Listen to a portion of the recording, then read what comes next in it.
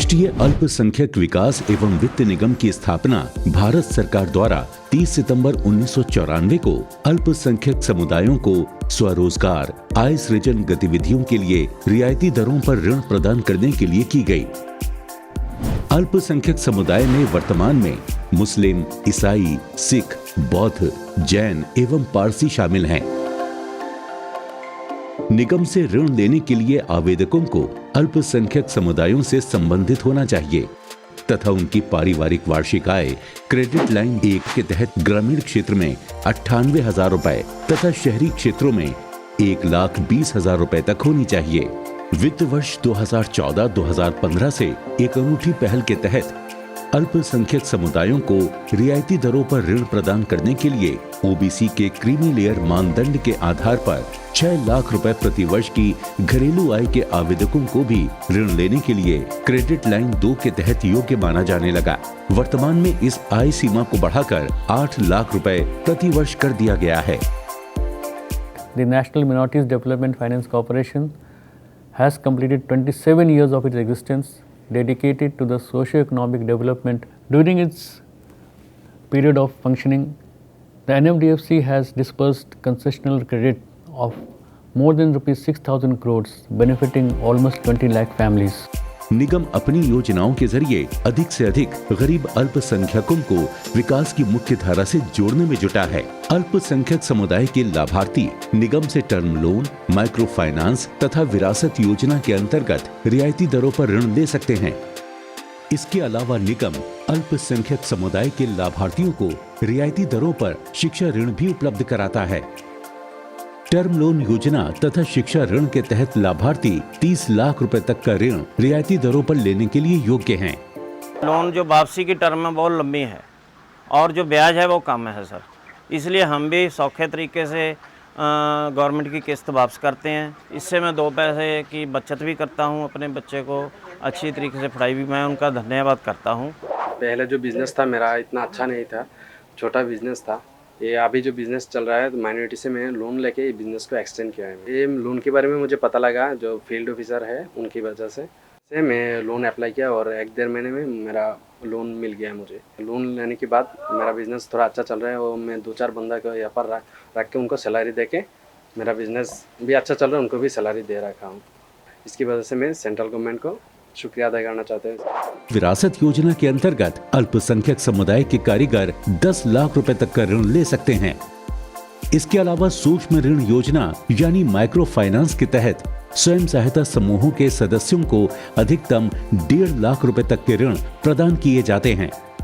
मेरी financial condition इतनी अच्छी नहीं थी, मेरे पापा भी नहीं हैं, तो जिसकी वजह से मेरे हायर स्टडीज़ के लिए मुझे प्रॉब्लम हो रही थी और इसलिए मैंने बहुत जगह लोन के लिए अप्लाई किया। फिर मुझे पता चला कि गुजरात अल्पसंख्यक निगम में से लोन मिलती है, तो मैंने वहाँ अप्लाई किया, तो वहाँ से मुझे 1 लाख की लोन मंजूर हुई। तो उस लोन की वजह से मेरे स्टडीज़ भी कंप्लीट हुई, प्लस मुझे सॉफ्टवेयर डेवलपर बनने का मौका मिला और अभी मैं बहुत अच्छे से अपनी जॉब भी कर रही हूँ और घर भी संभाल रही हूँ। इसके अलावा प्रमोशनल योजनाओं के तहत महिला समृद्धि योजना तथा कौशल से कुशलता योजना के तहत अल्पसंख्यक समुदाय के लाभार्थियों को प्रशिक्षण दिया जाता है ताकि उन्हें स्ववेतनिक रोजगार मिल सके। मार्केटिंग सहायता योजना के अंतर्गत अल्पसंख्यक लाभार्थियों को एक ऐसा मंच प्रदान किया जाता है ताकि कारीगरों को उनके उत्पादों की उचित कीमत मिल सके। अल्पसंख्यक मंत्रालय भारत सरकार की हुनर हाट योजना के अंतर्गत भी निगम कारीगरों को अपने उत्पादों की प्रदर्शनी तथा बिक्री के लिए मंच प्रदान करता है। प्रधानमंत्री नरेंद्र मोदी जी का जो वोकल फॉर लोकल का जो मंत्र है वो स्वदेशी और स्वावलंबन का मजबूत तंत्र साबित हुआ है और ये हुनर हाट उसी का एक परफेक्ट और प्रभावी प्लेटफॉर्म है। मेरे पास फुलकारी का हुनर है और मैं भारत सरकार का धन्यवाद करती हूं जिन्होंने मुझे हुनर हाट में आने का मौका दिया और मेरे सपनों को एक बड़ी उड़ान दी। दूर दराज इलाकों में अपनी कवरेज को बढ़ाने के लिए निगम ने 5 अंकों के कोड वाला 14402 IVR लॉन्च किया है, जिसके द्वारा प्रार्थी फोन के माध्यम से निगम की सभी योजनाओं के बारे में जानकारी प्राप्त कर सकते हैं। इसके अलावा निगम सामाजिक क्षेत्र के अंतर्गत आने वाले निगमों में पहला ऐसा निगम है जिसने मोबाइल ऐप लॉन्च किया है, जिससे प्रार्थियों को निगम की योजनाओं के बारे में जानकारी मिलती है। प्रार्थियों को ज्यादा दिक्कत का सामना न करना पड़े, इसके लिए निगम ने सभी राज्य चैनलाइजिंग एजेंसियों को ये निर्देश दिया है कि वो अल्पसंख्यक मंत्रालय भारत सरकार द्वारा जारी की गई गाइडलाइंस, न्यूनतम सरकार अधिकतम सुशासन के तहत निवास प्रमाण, धर्म, आय प्रमाण तथा मार्कशीट इत्यादि से संबंधित स्वप्रमाणित दस्तावेजों को स्वीकार करें तथा सभी ऋण लाभार्थियों के बैंक खाते में सीधे RTGS या NEFT के माध्यम से भिजवाएं। किसी भी लाभार्थी या उसके परिवार को किसी भी तरह की अप्रिय घटना से सुरक्षित करने के लिए सभी राज्य चैनलाइजिंग एजेंसियों को ये भी निर्देश दिया गया है कि वो सभी लाभार्थियों और उनकी संपत्तियों का बीमा अनिवार्य रूप से करवाएं। वर्तमान में निगम 39 राज्य चैनलाइजिंग एजेंसियों के माध्यम से पूरे भारत में रियायती दरों पर ऋण प्रदान करता है।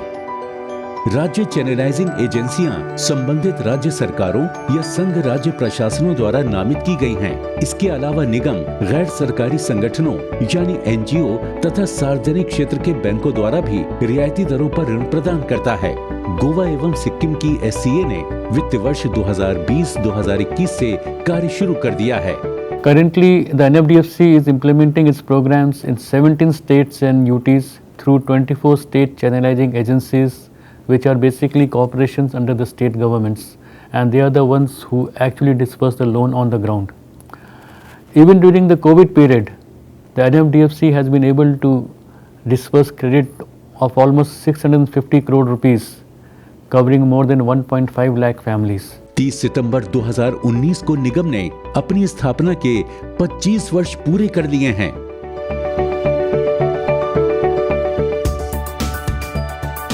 अपने स्थापना वर्ष सितंबर 1994 से अब तक लगभग 27 वर्षों में निगम ने 6,700 करोड़ रुपए से ज्यादा का ऋण 19 लाख परिवारों को दिया है। निगम की विभिन्न योजनाओं का लाभ उठाते हुए अल्पसंख्यक समुदायों की जिंदगी में आर्थिक और सामाजिक तरक्की देखने को मिल रही है।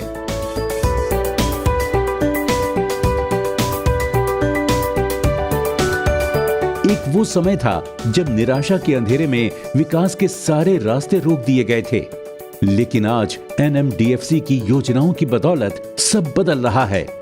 खुशहाली की जिन मंजिलों को पाने की चाह थी, वो अब पास आ गई हैं।